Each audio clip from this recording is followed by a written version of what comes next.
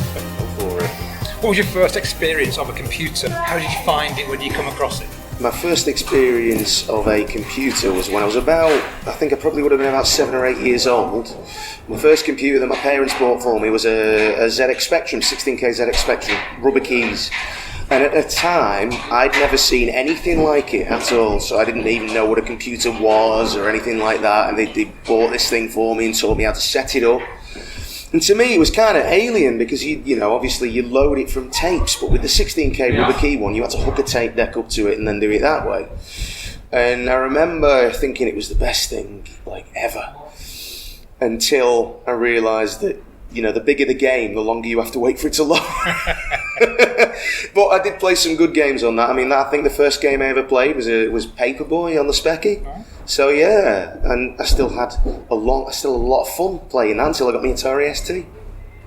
Oh, you see, Atari ST. Yeah. One of my later questions is whether for Amigas or STs. ST. I mean, it's obvious, isn't it? All the way. There's no other option. The Amiga had a better sound chip, but the Atari had MIDI capabilities built in, and I was taught how to program MIDI by my dad using an Atari ST and a Roland Sound Canvas. Not just that, but they had great games. There was some superior games on the ST than there were on the Amiga, and don't get me wrong, there was some good ports, and I know the music sounded crap on the Atari ST, but that wasn't what we were caring about at the time. We were bothered about playing decent gameplay, and a lot of those games had MIDI capability as well, so I had a Roland Sound Canvas, hooked that up and got brilliant, glorious general MIDI music at the time. So it was great, really good. What other computers were you aware of? I was aware of the Commodore 64 because everybody I knew had a Commodore 64 and I was the only one who had a Spectrum. So I was kind of in the minority, and everybody who I went to school with took the piss out of me because everybody's like, oh, look, here comes the guy that can't afford it. You know, his parents can't afford a Commodore 64, so they're giving him a Spectrum instead. And I was like, oh, yeah. Specky obviously had a ton of awesome games, and it's great now that obviously I'm friends with Jim Bagley because talking to him, and he's a really, really nice fella, and obviously he programmed a lot of the games that I played as a child in the 80s. So it's kind of like a come full circle. We're a Commodore, turning up to events like this, going, oh, hey, I can't walk up to the guys that developed all the games for the C64 and go, oh, thank you for that. But I can walk up to Jim and go, thanks for making some great games from childhood. He's got Cabal, he's got Midnight Resistance. Exactly, and now he's got Baggers in Space. And when I get my Spectrum next, I'm probably going to play the shit out of that game. You know? Did you program anything yourself? Did you type any listings in? I didn't learn to program in BASIC until I went to high school, and that was pretty much the only experience I had, because when I had the Spectrum, like I said, I was about 6 or 7 years old. I didn't quite understand what you could do with it at the time. I used to just do load, ... put the tape in and press play. So I never got into programming BASIC until in high school, and they taught us how to program on QBasic on a 486. And we messed around with a version of Snake on that, because I believe it was called Nibbles at the time. But I was always more into playing games more than programming them, or creating music that I thought maybe one day they could get, that could get used in a video game or something like that. I still create music now, just on the off chance that maybe one day it'll get used in something. Never has, fingers crossed, but it might happen in the future. What was your first whoa moment when you first saw something? My first whoa moment. Either music or loading screen or I think it was when I first played Super Mario Brothers on the Nintendo Entertainment System. I got that one Christmas morning, and I had Mario and Duck Hunt on the same cartridge. Put in the cartridge, started up Mario Brothers, and I was like, whoa, this thing has music. There's music on this game. It was kind of like an awakening moment for me in video gaming. So yeah, and then obviously from there, I thought this is never going to get any better. This is like gaming now. It's never going to get any better. Cut to 2018, we got VR, we got most groundbreaking games that you've ever seen in your life. And there's probably kids looking at them now going, whoa, and going, well, Fortnite's as good as it's going to get. We don't talk about Fortnite. In the main hall, we've got Jeff Minter. Yes, I've spoke to him. I thanked him for Larmatron. Superb. He's been playing GoTop on VR. Yeah. And GoTop is one of my favourite Android games. You just bounce a Goat up a platform, a bit like Doodle Jump. Yeah. But with goats, obviously, because Jeff Minter. You played Polybius? Yeah. The version of Polybius in there, yeah. It's great to play it in VR, man. One of those things that made my soul cry. It was you put it on, you're immersed. That's a great name for a band, Soul Cry. Soul Cry? That'd work. Or it'd be a Namco game. Just be like a thing on like Soul Calibur, Soul Edge. Yeah. Well, that's you sound like coughing your guts up today, mate. Edit that bit out. What do you think about remakes of old games? I like them if they're done well. If they're done in like a kind of half-arse, which a lot of them are, or a lot of them are just basic ports. Like, I'm not a fan of the remakes of Shenmue 1 and 2, because I think if they were going to do that, they could have spent more time on getting the port right. As they released it, it was buggy as hell. I think they should have done proper remakes of them rather than just do the remakes of the ports that were out on the Dreamcast and the Xbox. If they're done well, excellent. Like, I'm looking forward to the remake of Final Fantasy VII if it ever gets actually released. I'm looking forward to that.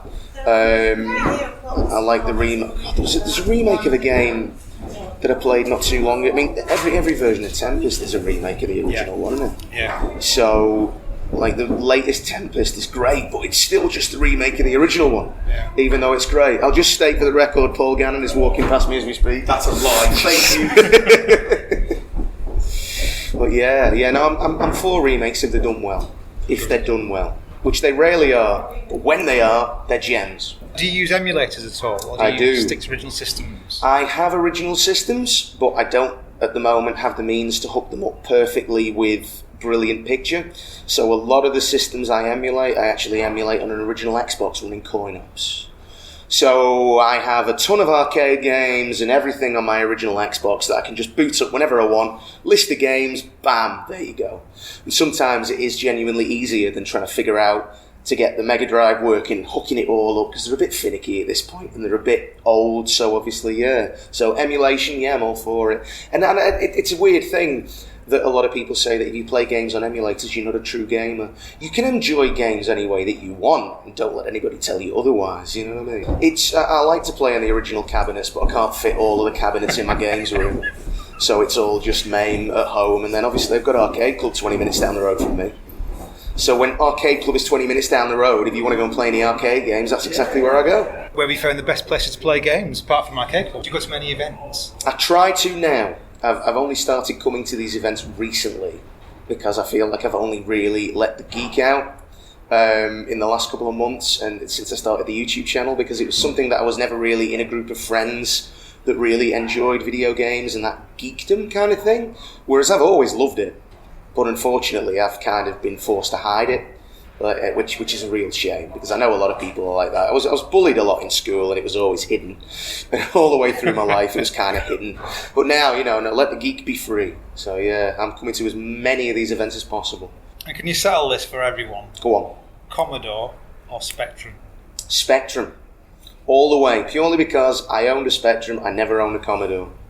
So therefore, for me, the Spectrum is king, was king, always will be king, and anybody who says anything different is a lying, filthy toe rag. Simple as that. You heard it.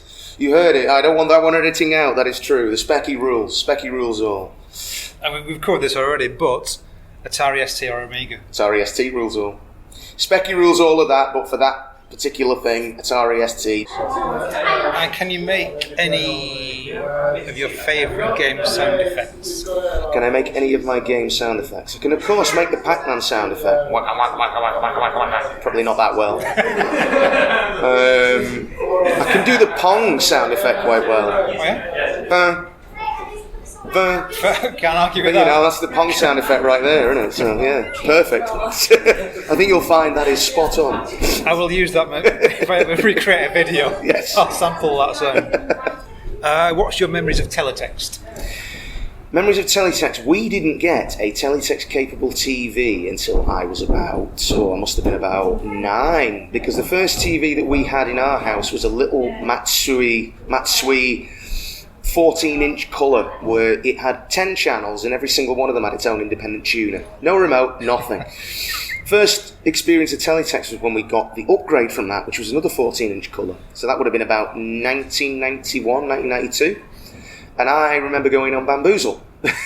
So that was kind of one of the... And of course, Digitizer as well, because I was into my gaming back then. So Digitizer, Bamboozle, those kind of things. And I thought at the time, it was incredible. You know, the internet wasn't even a thing at that point for me. So teletext was the way that we learnt all these things and just saw what was going on in the world if we didn't read the newspapers. Yeah. Talk to me a little bit about 80s cartoons. 80s cartoons. The Raccoons, probably one of my favourite 80s cartoons. I say the Raccoons, DuckTales, Count Duckula. Those are probably the 3 80s cartoons that I grew up with the most. Absolutely loved them.